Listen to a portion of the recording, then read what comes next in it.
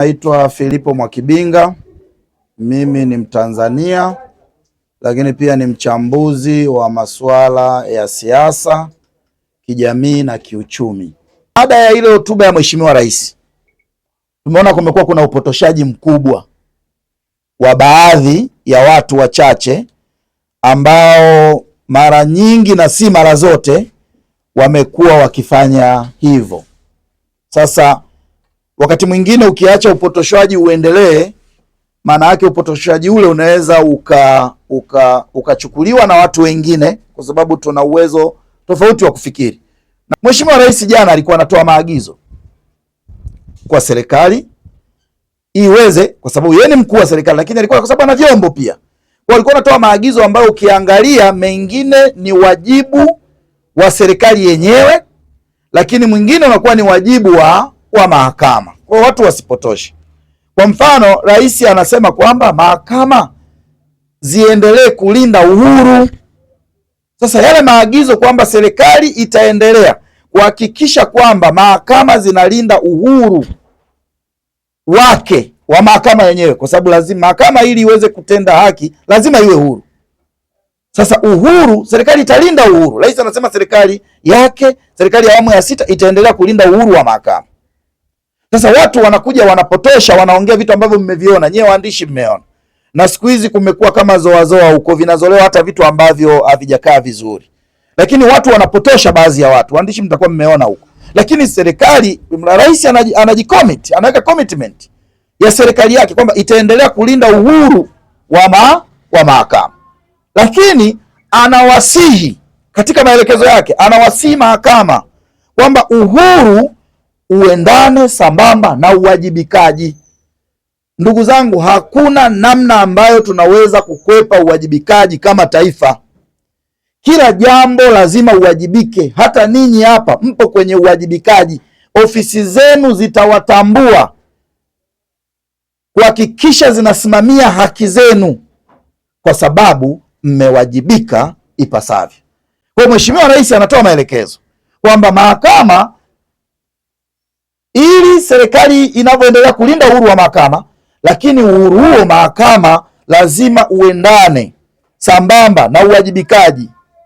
Kuwe na nidhamu, kuwe na utii wa sheria, lakini tukizingatia taifa letu lazima tuwe na uzalendo. Kwa ni moja ya mambo unaona kabisa kwamba haya, kama mkuu wa nchi anapaswa kuyafikiri, lakini anapaswa kuyasimamia, na ndio maana ametoa maelekezo.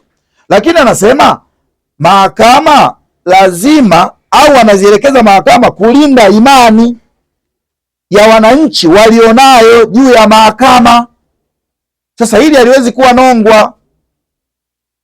Rais ameona, na sisi ni mashahidi pia, kwamba wananchi tuna imani kubwa na mahakama zetu.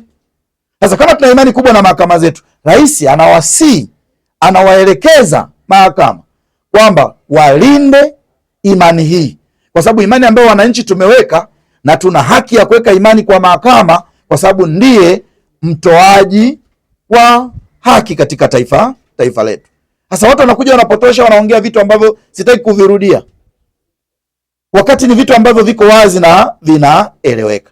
Lakini mahakama, pamoja na hii imani tulionayo, rais anaisisitiza mahakama kwamba wahakikishe wanalinda utu.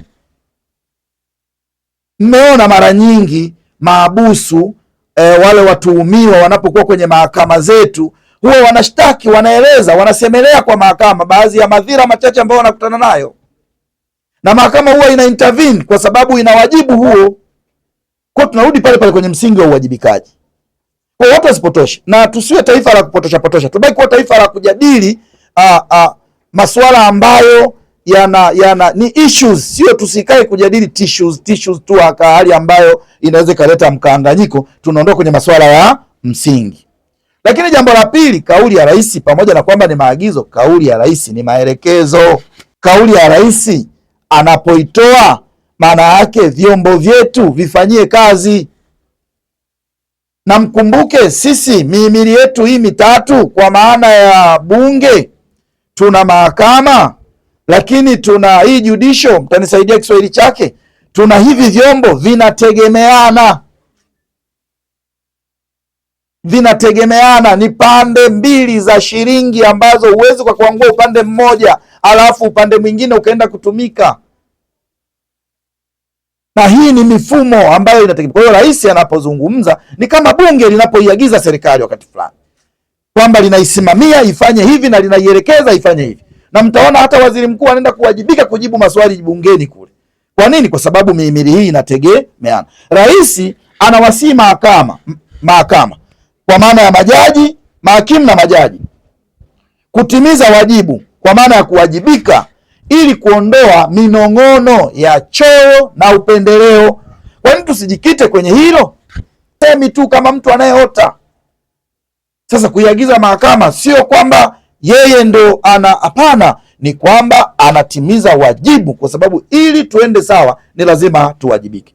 Lakini jambo la tatu, kauli ya rais inatokana pia na matamanio yake ambayo huwezi kuyaondoa. Watu wanapotosha. Kiongozi anapokuwa na matamanio fulani haina maana kwamba anakiuka misingi.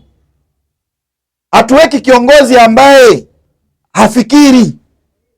Kiongozi anao ubongo. Mnafahamu moja ya function ya brain ni pamoja na reasoning.